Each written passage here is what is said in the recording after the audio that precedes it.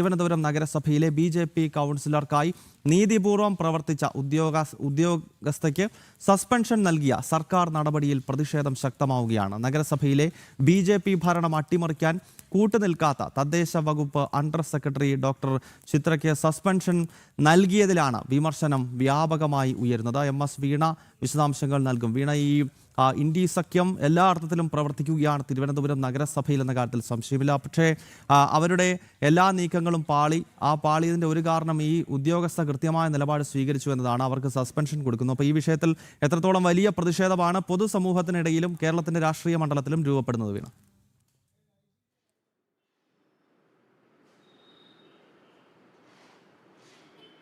ഗൗതം, ബി.ജെ.പിയെ സംബന്ധിച്ചിടത്തോളം നഗരസഭയിൽ അധികാരമേറി എന്നത് മാത്രമല്ല, അത് ജനകീയമായി തന്നെ ജനങ്ങൾക്കിടയിൽ പ്രവർത്തിച്ചുകൊണ്ടൊപ്പം തന്നെ മികച്ച ഭരണം കാഴ്ചവെച്ചുകൊണ്ടാണ് ഭരണം മുന്നോട്ട് പോയിക്കൊണ്ടിരിക്കുന്നത്. ഈ സമയത്താണ് ഇടതു വലതു മുന്നണികൾ ഒത്തുചേർന്നുകൊണ്ട് ബി.ജെ.പിക്ക് നേരെ ഗൂഢശ്രമങ്ങളും ഗൂഢനീക്കങ്ങളും ഒക്കെ നടത്തുന്നത്. അതിനെതിരെ ശക്തിയുക്തമായിട്ടുള്ള നീക്കങ്ങൾ നടത്താൻ ബി.ജെ.പിയുടെ ഭരണസമിതിക്ക് സാധിക്കുന്നുമുണ്ട്.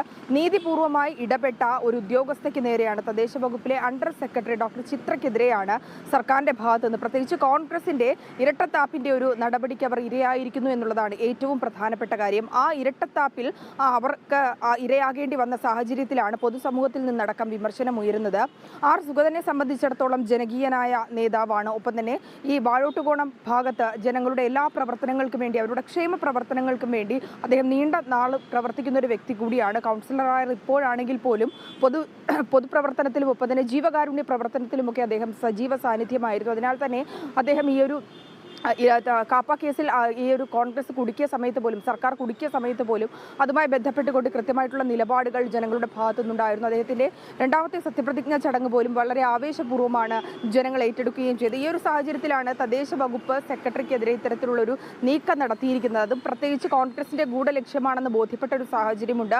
ആ സാഹചര്യത്തിൽ തന്നെയാണ് വിമർശനം ഉയരുന്നത്. ഒരു കൗൺസിലർ അയോഗ്യനാണോ അല്ലയോ എന്ന് തീരുമാനിക്കേണ്ടത് ഇലക്ഷൻ കമ്മീഷനാണ്. അതായത് സംസ്ഥാന ഇലക്ഷൻ കമ്മീഷനാണ് ഇതുമായി ബന്ധപ്പെട്ടുകൊണ്ട് നടപടി സ്വീകരിക്കേണ്ടത്. സുഗതനാകട്ടെ ഇതുമായി ബന്ധപ്പെട്ടുകൊണ്ടുള്ള നിയമ പോരാട്ടം തുടരുന്നുമുണ്ട്. 2 കള്ളക്കേസ് സർക്കാർ അല്ലെങ്കിൽ പോലീസ് രജിസ്റ്റർ ചെയ്തിരുന്നു എങ്കിൽ പോലും അതിലടക്കം സുഗതന് ജാമ്യം ലഭിച്ച സാഹചര്യം കൂടിയുണ്ട്. അല്ലാണ്ട് കുടുക്കിയ ഈ ഒരു കാപ്പ കേസിലാണ് ഇപ്പോഴും ജയിലിൽ കഴിയുന്നത്. ഇനി വളരെ കുറച്ച് ദിവസം കൂടെ മാത്രമേ ഉള്ളൂ അതിന് ഈ ഒരു കാപ്പ കേസിന്റെ കാലാവധി എന്നുള്ളതും എടുത്തു പറയേണ്ട കാര്യമാണ്. ഈ ഒരു സാഹചര്യത്തിൽ തന്നെയാണ് നീതിപൂർവമായി പ്രവർത്തിക്കുന്ന, അല്ലെങ്കിൽ പാർട്ടിയുടെ UDFന്റെ രാഷ്ട്രീയ താല്പര്യങ്ങൾക്കനുസരിച്ച് ഒത്താശ പാടാത്ത ഉദ്യോഗസ്ഥരെ, അവരെ തിരഞ്ഞു പിടിച്ചുകൊണ്ട് സർക്കാരിനെതിരായിട്ടുള്ള അല്ലെങ്കിൽ അവരുടെ താല്പര്യങ്ങൾക്ക് വിരുദ്ധമായിട്ട് പ്രവർത്തിക്കുന്നവർക്ക് നടപടി സ്വീകരിക്കുന്ന ഒരു നിലപാട് തന്നെയാണ് ഉണ്ടാകുന്നത്. അതിന്റെ ഒടുവിലത്തെ ഉദാഹരണം തന്നെയാണ് ഉദ്യോഗസ്ഥർ. എന്തായാലും പൊതുസമൂഹത്തിൽ നിന്നും BJP ഭരണകൂടത്തിൽ നിന്നുമൊക്കെ ശക്തമായിട്ടുള്ള ഒരു വിമർശനം തന്നെയാണ് ഉണ്ടായിരിക്കുന്നത്.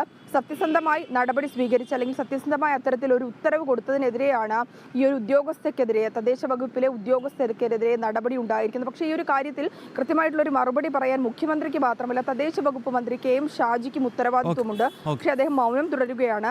പലതരത്തിലുള്ള എന്തായാലും വ്യക്തമാണ്, വലിയ പ്രതിഷേധം ഈ വിഷയത്തിൽ അലയടിക്കുന്നു എന്ന കാര്യത്തിൽ യാതൊരു സംശയമില്ല. MS വീണയാണ് വിവരങ്ങളുമായി ചേർന്നത്.